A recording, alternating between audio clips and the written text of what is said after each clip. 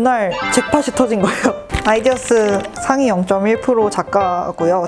인기 작가 순위에서 3위까지 올라가 봤고, 핸드메이드 어워드에서 우수작가상을, 고객 신뢰 우수작가상? 그 상까지 이제 수상을 했습니다. 이거 어떻게 해야 돼요? 저 창업하고 싶은데, 굿즈를 만들고 싶은데 뭐부터 시작해야 될까요? 이렇게 물어보시는 분들이 많아서 이런 분들한테 내 인터뷰가 아주 작은 도움이라도 됐으면 좋겠다 하는 마음에 참여하게 됐습니다. 안녕하세요. 말랑포근한 일러스트 소품샵 하슈랜드 대표 하슈입니다. 10x10, 아트박스, 1300K, 아이디어스, 디자인 문구류를 취급하는 쇼핑몰? 온라인 샵 같은 걸 이제 찾아서 입점을 하게 되는데, 아이디어스가 1차적으로 제일 잘 되고 있고요. 아이디어스가 예를 들어서 100이면 스마트 스토어 10, 거의 10배 정도 차이 나는 것 같아요. 스마트 스토어에는 물건을 떼다 파시는 분들도 많고, 직접 뭔가 제작을 하시는 분들도 많은데, 그 구분점을 생각을 안 하고 그냥 오시는 일반 고객님들이 많다는 거. 근데 아이디어스로 들어오면 여기는 핸드메이드야. 그러니까 내가 못 보던 상품이 있을 거고 가격은 좀 더 높을 거야. 근데 가격이 높아도 난 괜찮아 라고 생각하고 들어오시는 분들이 많기 때문에 기준점이 다르다는 거. 그래서 저는 스마트 스토어보다는 아이디어스가 좀 더 판매하기는 쉬웠고요. 그리고 두 번째로는 조회수 대비 판매수, 판매 전환율이라고 해요. 다른 플랫폼 기준으로는 최소 1% 이상으로 잡는데요. 하루에 100명이 봤으면 그 중에 3명은 사는 건데, 아이디어스는 제 걸로 계산해서 봤을 때 판매 전환율이 0.02%? 0.03%? 많으면 0.0506%가 나왔어요. 근데 이거를 다르게 생각하면 같은 개수를 팔았어도 보는 사람이 정말 많다는 소리거든요. 스마트 스토어에서는 1000명이 들어왔으면 아이디어스에서는 10,000명, 10만 명이 제 상품을 봐도 이상하지 않은 그런 조회수라서 내 브랜드를 알리는 데는 정말 최적화된 그런 플랫폼이 아닐까. 1:1 문의 기능이 있고, 카톡 하듯이 메시지를 주고받을 수 있어요. 그리고 그 과정에서 사진도 주고받을 수 있고, 고객님들의 연락처를 따로 묻거나 하지 않아도 어플 내에서 할 수 있는 게 제일 큰 장점 같고요. 단점 있죠. 분명하게 있어요. 수수료가 높다는 게 제일 큰 단점이라고 생각하고요. 최저가를 꼭 맞춰달라 라는 정책이 있거든요. 스마트 스토어랑 아이디어스랑 만약에 두 군데를 입점했어요. 근데 수수료가 다르기 때문에 판매가를 다르게 책정할 수도 있는 거거든요.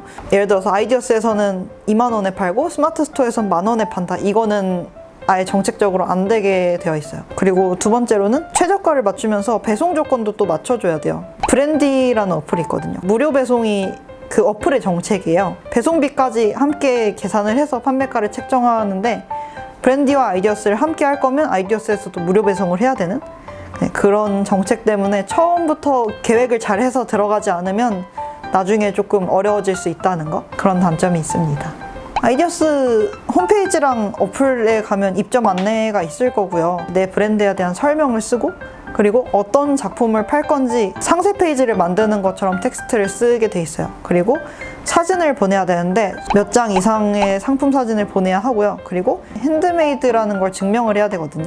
상품의 제작 과정 사진을 보내는데 처음부터 끝까지 제작 과정 사진을 보내야 합니다. 만약에 서류를 검토했을 때 약간 핸드메이드 아닌 것 같은데 하면 이제 동영상을 보내달라거나 추가 서류를 요청하기도 해요. 창업하고 5, 6개월 정도 지났을 때 아이디어스에서 블랙 프라이데이라는 할인 행사를 한 거예요. 저는 그걸 사실 몰랐거든요. 제가 그때 밀고 있던 상품이 달 무드 등이라고 해서 남는 순이익이 많이 없어서 할인을 못하고 있다가 판매가 많이 되면 순위가 조금 올라가거든요. 그래서 이날 하루 몇 개라도 팔려서 순위가 올라가면 좋겠다고 그냥 저도 무작정 할인을 했어요. 근데 그날 잭팟이 터진 거예요. 3, 4분 간격으로 알림이 계속 올리더라고요. 사실 남는 건 많이 없었어요. 할인을 많이 해서. 대신 무드 등을 검색했을 때 제 거 상품이 상위에 뜨는 거죠. 사람들이 더 많이 들어오고 유입이 생기고 그때부터 조금씩 판매가 시작됐던 것 같아요. 몇 달이 지나니까 관심이 식는 순간이 있더라고요. 그래서 신규 유입을 늘릴 수 있는 게 어떤 건지 좀 고민을 많이 했었어요. 제가 했던 거는 신상품 많이 올리기, 기획전 참여하기, 시즌에 맞춰서 주제를 하나 정하고 거기에 맞는 상품들을 한 번에 묶어서 메인에 올려주는 그런 기획전에 참여할 수 있는 것들은 다 참여하려고 했고요. 왜냐하면 거기 참여하면 이제 사람들한테 유입이 좀 많아지고 들어와서 제 상품을 보고 나서 여기 좀 괜찮다 하면 이제 팔로우를 하시거든요. 스토리라는 기능이 있어요. 사진을 올리고 글을 올리고 사람들이 댓글을 달 수 있는 그 커뮤니티 같은 그 게시판을 잘 활용하는 거. 저는 거기에 진짜 쓸데없는 글도 많이 쓰고요. 사람들이랑 소통을 많이 하려고 하는 그런 것들이 좀 나중에 갔을 때 더 커지지 않았나 생각해요. 아이디어스 같은 경우에는 상위 노출되는 그 기준이 일정 기간 동안 판매수, 구매 후기 수, 즐겨찾기 수 이런 것들을 다 합산해서 나오는 결과라고 해요. 상품을 기획하는 단계에서부터 제 상품의 장점이 뭔지를 텍스트로 써보려고 해요. 저 말고도 비슷한 상품을 하는 분들이 분명 많을 거 아니에요.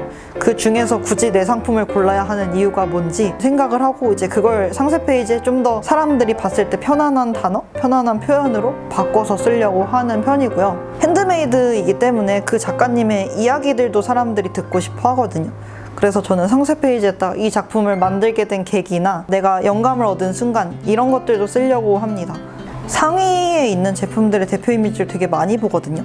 그 대표 이미지에서 이 사람이 말하고 싶은 게 뭔지를 정리를 해보는 걸 처음에 했었어요. 이 사진은 내가 디자인이 여러 개인 걸 보여주기 위한 대표 이미지다. 이 사진은 내가 좀 감성적인 상품을 하고 있다는 걸 보여주기 위한 대표 이미지다. 내 상품의 장점을 사진으로 어떻게 설명할 수 있을지 다른 분들의 대표 이미지를 좀 많이 보고 그걸 내 걸로 만들 수 있는 방법이 뭔지 좀 고민을 많이 했던 것 같아요. 상품에 대한 키워드뿐만 아니라 사람들이 검색해서 들어올 만한 단어들은 뭐가 있는지 생각을 해보는데 다른 분들의 상품도 많이 참고하고요. 아이디어스 같은 경우에는 인기 키워드가 있어요. 두 가지로 나뉘거든요. 지금 딱 이 순간의 인기 검색어, 뭐 하루 동안의 인기 검색어 두 군데 다 잘 보려고 하는 편이에요. 거기서 내가 쓸 수 있는 키워드가 있으면 바로바로 해시태그에 넣는다거나 상품 제목에다 넣는다거나 그렇게 키워드를 바꿔서 잡으려고 하는 편입니다. 상품명을 바꾸면 바로바로 순위에 반영이 되거든요. 키워드를 바꿔보고 내가 순위가 뭐 예를 들어서 100위에 있었다. 키워드를 다른 키워드를 넣었을 때 갑자기 순위가 80위로 올라갔네? 이거를 계속 보면서 바꾸려고 합니다. 가격 책정은 정말 중요합니다. 일단 제작 단가, 제작비가 들어가고 수수료가 나갈 거기 때문에 그 수수료까지 계산을 하시고요. 뭐 예를 들어서 소품샵 A라는 곳에서 수수료가 20%를 받는다. 그거 20%라고 계산하지 마시고 거기에 또 결제 수수료라고 해서 또 따로 받아요. 결제 수수료가 5%다 하면 25%?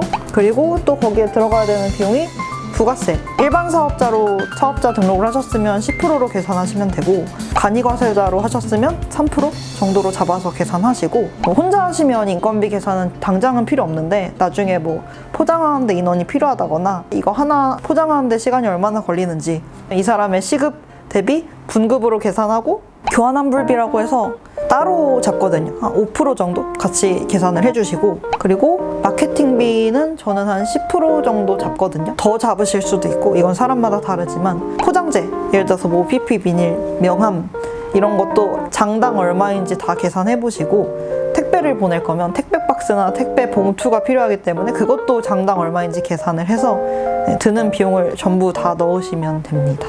가격 책정할 때 마진율도 계산을 하거든요. 내가 생각했을 때 이걸 하나 팔았을 때 이 정도 남았으면 좋겠다 하는 그 기준점을 처음부터 잡아놓고 하시는 게 좋을 것 같아요. 저는 못해도 20% 이상은 잡으셔라 라고 추천을 드려요. 그보다 아래면 정말 많이 팔아도 힘만 드는 그런 느낌을 받으실 수 있어서 처음 책정하실 때 20% 이상으로 책정하시면 좋을 것 같습니다. 내가 생각한 기준점보다 못 미친다 하면 이제 가격을 다시 올려서 계산을 해보고 만약에 제가 15,000원에 했는데 생각보다 얼마 안 남아요. 그래서 제가 생각한 최종 금액이 20,000원이에요. 근데 20,000원에 팔면 안 팔릴 것 같아 하면 이제 다시 시장가랑 내가 생각한 기준점의 중간 지점을 찾아서 맞추는 그런 과정이 계속 필요한 것 같아요. 이 일을 정말 좋아하고 굿즈 쪽에 관심이 정말 많은 사람이라면 즐겁게 일하실 수 있을 것 같고 1년차 때는 진짜 뭣도 모르고 그냥 1년이 지나갔고요. 2년차 때는 1년차의 사계절을 겪고 나니까 이 시기쯤엔 뭐가 있었지 하는 1년의 루틴을 알게 됐고 3년차 때부터는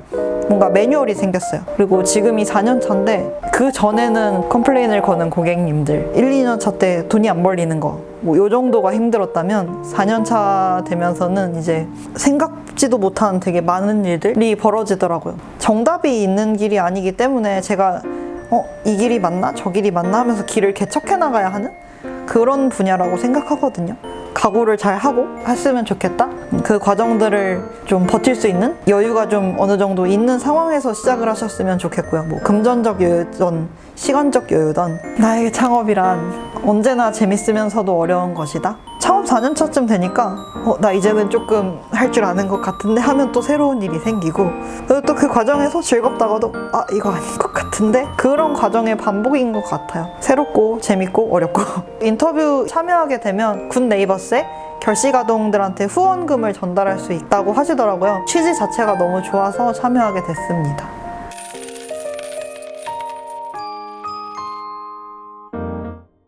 제 인터뷰가 도움이 되셨다면 우리 동네 CEOTV 구독과 좋아요 부탁드립니다. 감사합니다.